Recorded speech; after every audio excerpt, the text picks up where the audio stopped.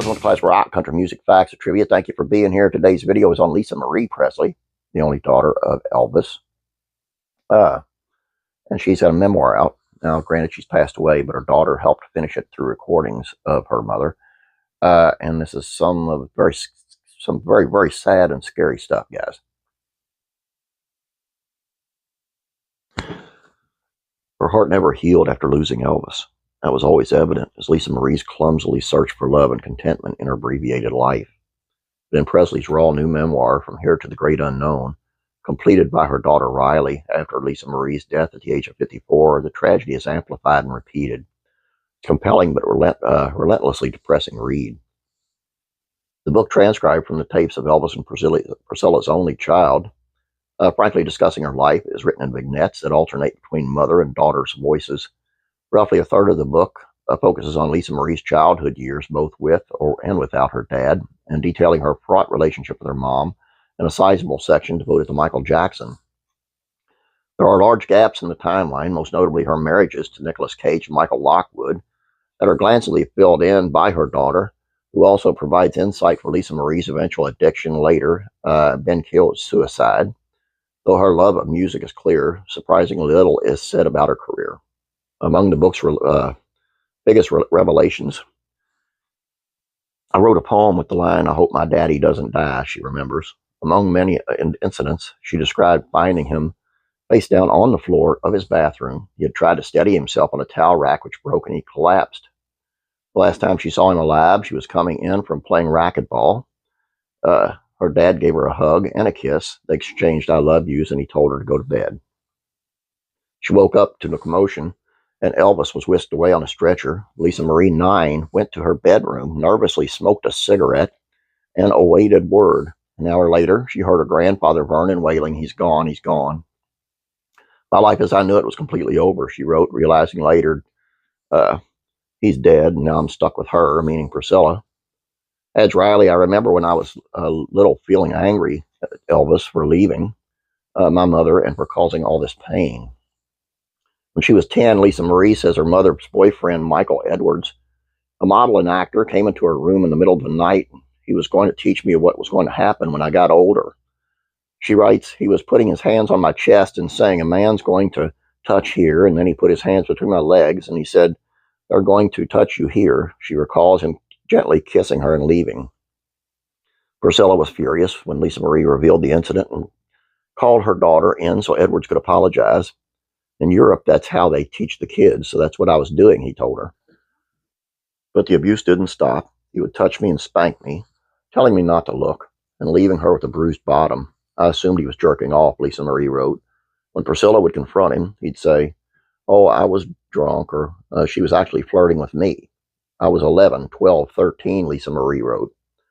Once he claimed about Lisa Marie leaving her underwear on the dryer, and she shot back, "It's not like you're not enjoying that." She said he proceeded to throw a dining room chair at her, striking her in the back. The claims are absolutely untrue. "I never molested Lisa Marie, and am shocked at the suggestion that I did," Edwards said in a statement provided to USA Today on October 10th. "I was encouraged to embellish a harmless anecdote about Lisa Marie in my memoir from the 1980s, and now I regret that I did. I understand that these stories sell books, but the notion that I molested Lisa Marie is just fabrication." Priscilla moved teenage Lisa Marie into a Scientology celebrity center. Lisa Marie recalls her relief when Priscilla told her to pack her bags in the middle of the night and dropped her off. "First morning, I removed a large mirror from the wall, called my coke dealer and invited him and about 6 or 7 other people over." She writes, "We proceeded to have a 4-day bender in that room. But for the most part, Scientology actually helped," she writes. "The church felt radical in an exciting way. It didn't feel like an organized religion, really. It attracted cool, unusual, artistic people. It became my tribe."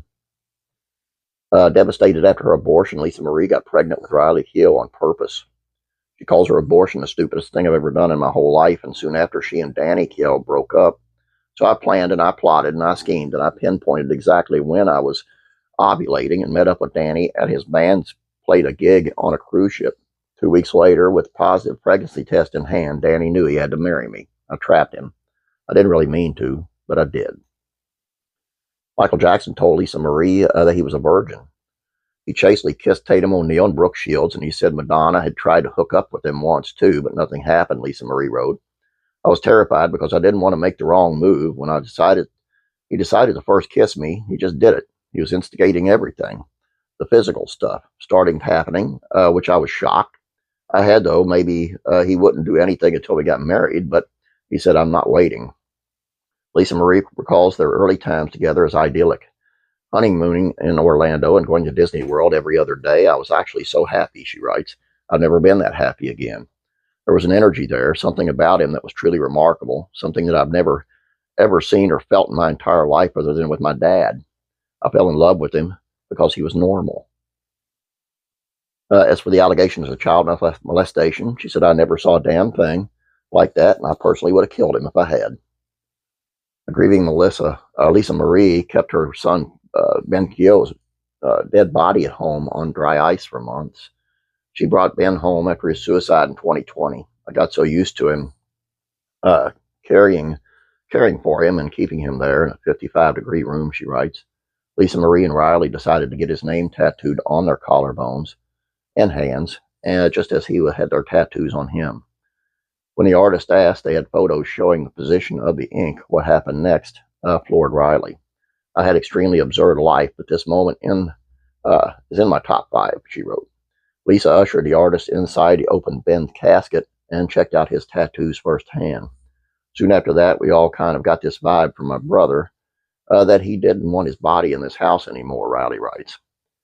Guys, he seemed like saying, this is getting weird. And before we get into it, I'll be honest with you, this is the hardest video I've ever had to do. I've had to stop and start like 10 times. So I'm a little bit flustered here. But what a life that girl had to lead. It's just, for me, it says a lot about Elvis that she was like, great, now I got to go with her. Speaking of Priscilla, which said good for Elvis, and whoever was helping. Of course, there was people helping him take care of her. Then on the other hand, she's smoking cigarettes at 9 years old.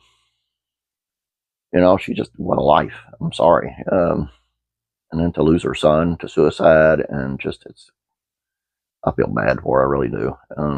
What a great singer she was. If you have not heard Lisa Marie sing, and you can look at the stuff with her and Elvis that they did together after he passed away, it's great. Some of the stuff she put out on her own in her solo career is just fantastic, awesome. Great voice. Anyway, all I got for you guys, I hope you enjoyed this, because this one took a lot of work for me, and still has. I still got to edit all this. You guys have a great day. God bless you, and I'm praying for you.